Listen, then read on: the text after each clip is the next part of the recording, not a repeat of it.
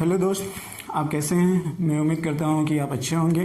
फिर आज एक नए वीडियो को लेकर आपके सामने मैं उपस्थित हुआ हूं एक नए कोटेशन के साथ। जैसा कि मेरा कि इसके पहले सारा वीडियो आप देखे होंगे और मैं उम्मीद करता हूं कि वो वीडियो आपको पसंद भी आ रहा होगा। यदि उसमें आपको कोई कमी दिखाई दे रही है तो आप सुझाव के साथ कमेंट कर सकते हैं, ठीक है। तो एक नए कोटेशन के साथ, एक नए मोटिवेशनल के साथ हम एक नया वीडियो प्रस्तुत किए हैं। आइए देखते हैं इसके बारे में। देखिए, बिना नियंत्रित, अनुशासित एवं दूरदर्शिता की लाई गई व्यवस्था न केवल नई व्यवस्था को ध्वस्त करती है बल्कि पुरानी व्यवस्था को प्रभावित करती है, जो राष्ट्र के हित में सही नहीं है। इसलिए मैं कहना चाहूँगा कि किसी काम को करने से पहले उसे समझें, मापें, बोलें, फिर करें। ठीक मेरे दोस्त, फिर से देख लेते हैं एक बार। बिना नियंत्रित, अनुशासित एवं दूरदर्शिता के लाई गई व्यवस्था न केवल नई व्यवस्था को ध्वस्त करती है बल्कि पुरानी व्यवस्था को प्रभावित करती है, जो राष्ट्र के हित में सही नहीं है। इसलिए मैं कहना चाहूँगा कि किसी काम को करने से पहले उसे समझें, मापें, फिर उसके तौलें, फिर बोलें। ठीक है। तो कहने का मतलब ये है कि आपके कोई भी काम करने से पहले ये चीज़ें आपको ध्यान में रखनी होगी, ये सारी चीज़ें आपको ध्यान में रखनी होगी। तो अब इसको देखने के बाद आपके अंदर कैसा भाव उत्पन्न हो रहा है, कैसा भाव उत्पन्न हो रहा है। क्या जो ये चीज़ें लिखी गई हैं, क्या आप इससे सहमत हैं? अगर सहमत हैं तो लाइक करिएगा, नहीं सहमत हैं तो डिसलाइक करिएगा, परंतु कमेंट के साथ। तो आइए हम इस चीज़ को समझते हैं कि किसी काम को करने से पहले मुख्य रूप से किन किन बातों को ध्यान में रखना है। पहला, किसी काम करने से पहले आपको अपने आप को नियंत्रण करना होगा, आपको अपने आप को अनुशासन में लाना होगा, आपके अंदर दूरदर्शिता आनी चाहिए।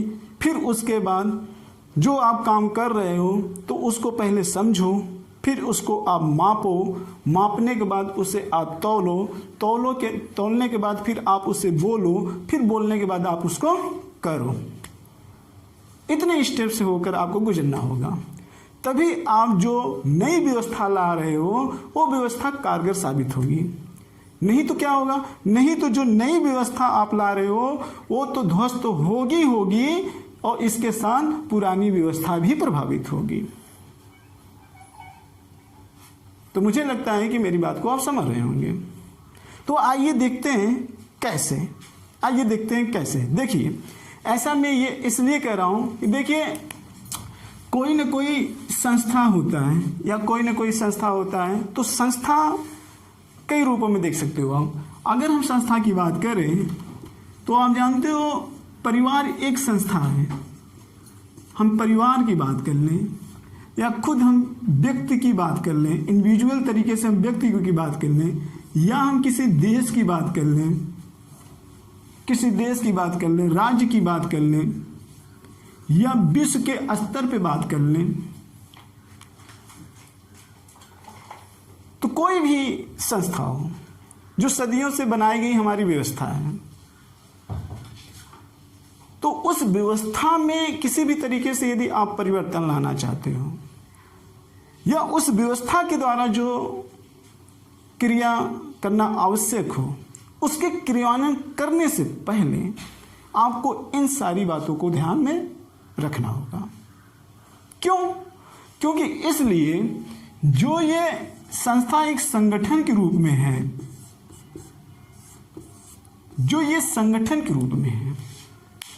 और जो संगठन में क्या होता है, संगठन में एक उसकी संरचना होती है, एक स्ट्रक्चर होता है, और आपस में उस संगठन का क्या होता है, आपस में संबंध होता है। ध्यान में रखना, उनका आपस में संबंध होता है। अगर इस संबंध को आपको बनाए रखना है या बनाए रखने के साथ आपको आगे बढ़ना है, अब कैसे बढ़ना है? सतत रूप से बढ़ना है। सतत रूप से मतलब क्या है मित्र? सतत रूप से मतलब ये होता है कि आगे जब आप बढ़ें तो उससे लाभ हो, उससे नुकसान न हो। कभी होता क्या है कि तत्काल लाभ मिलने की वजह से लोग कुछ ऐसा काम कर जाते हैं जिससे कि आने वाली भावी पीढ़ियों के लिए वह हानिकारक के रूप में दर्शाई जाती हैं। हानिकारक रूप में देखने को मिलता है वो चीज़ें, हानिकारक के रूप में। तत्काल तो लाभ हो जाता है, लेकिन आने वाले समय में भावी पीढ़ियों के लिए वो हानिकारक साबित होती है। तो इसीलिए अगर किसी संगठन को आपको अच्छा बनाना है, उसमें एक अच्छा प्रबंधन करना है, क्योंकि प्रबंधन आपका अच्छा होगा, आपका मैनेजमेंट अच्छा होगा, तो प्रबंधन ही एक तरीके से क्या होता है? संतुलन का आधार होता है। प्रबंधन ही संतुलन का आधार होता है। लेकिन इसके आधार के लिए क्या होना चाहिए? इसके आधार के लिए 3 चीजों का होना आवश्यक है मुख्य रूप से। एक तो यह कि जो परिवार या व्यक्ति या देश या राज्य जो भी कार्य करना चाहता है अपने माध्यम से, तो उसका प्रबंधन होना चाहिए। क्योंकि प्रबंधन इसलिए होना चाहिए क्योंकि वो संतुलन का आधार होता है। लेकिन प्रबंधन सबसे अच्छा वही कर सकता है, प्रबंधन सबसे अच्छा वही कर सकता है जो अपने आप को नियंत्रित, अनुशासित करे। और कैसे करे? दूरदर्शिता के साथ, दूरदर्शिता को ध्यान में रखते हुए कार्य करें और नियंत्रित होकर अपने आप को अनुशासित रखें और दूरदर्शिता को ध्यान में रखकर कार्य करें। तभी किसी मिशन को अंतिम रूप से अंजाम दिया जा सकता है, वो भी सकारात्मक के साथ, जिससे कि एक्चुअली प्रॉफिट होती है।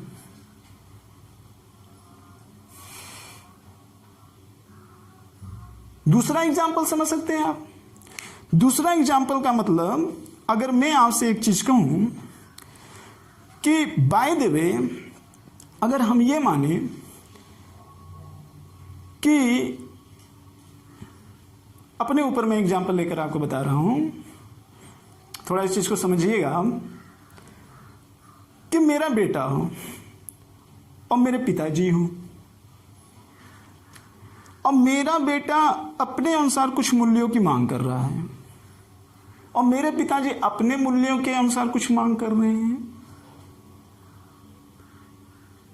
दोनों लोग के मूल्यों में टकराव हो रहा है और निर्णय किसको लेना है? मुझे लेना है। तो मुझे निर्णय लेने के लिए इन बातों को ध्यान में रखना होगा। अगर इन बातों को हम ध्यान में रखकर कोई भी कार्य करेंगे तो हम बेटे और पिताजी दोनों के बीच में संतुलन बना सकते हैं। दोनों के बीच में संतुलन बना सकते हैं और यह संतुलन सकारात्मक होगा। अगर मैंने बेटे का पक्ष खींचा और भी बिना नियंत्रित और अनुशासित हुए, बिना दूरदर्शिता को ध्यान में रखते हुए, तो बेटे के ऊपर नकारात्मक प्रभाव तो पड़ना तय है, लेकिन उससे हमारे पिताजी भी प्रभावित हो सकते हैं।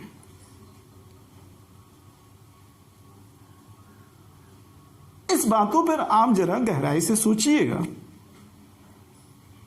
आपके प्रश्नों का उत्तर आपको मिल जाएगा। अगर आप ऐसा ध्यान में रख के करते हैं